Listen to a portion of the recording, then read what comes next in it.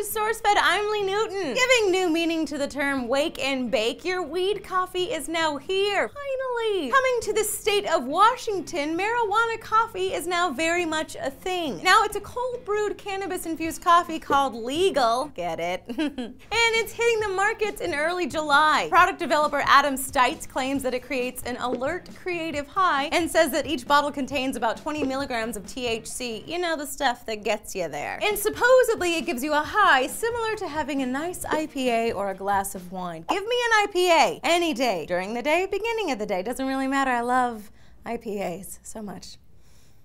Now, the company that Adam founded, called Mirth Provisions, nice, has also developed a sparkling cherry, lemon, ginger, and pomegranate juices fortified with cannabis extract. Drinking this coffee is like riding a cool avalanche of pure deliciousness down a tall mountain and landing in an ocean of good feelings. You'll swim off into a day of work or play filled to the brim with pure joy. Clearly, whoever wrote this already had their cup of legal coffee. And at this point, some of you are saying that this isn't a big deal. Marijuana's been legal forever in my unnamed country that's probably European. Well, that's not how it is over here, okay? So let us have it. I mean, after all, marijuana wasn't legal in Washington until 2012. So this is progression, people. And at $9 a bottle, it should be a nice little perk in your day. Or not, it's your choice. $9 is steep. So guys, would you drink marijuana coffee? Wouldn't you? Would you not? Wouldst thou? Let us know in the comments section down below. And of course, click that like and subscribe button. Click this annotation. Head on over to SourceFED.com. I'm Lee Newton. I like to start my day off with an IPA.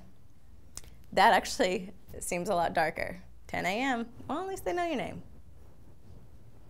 Or the name of the credit card that you stole to pay for your IPA habit. No one can know.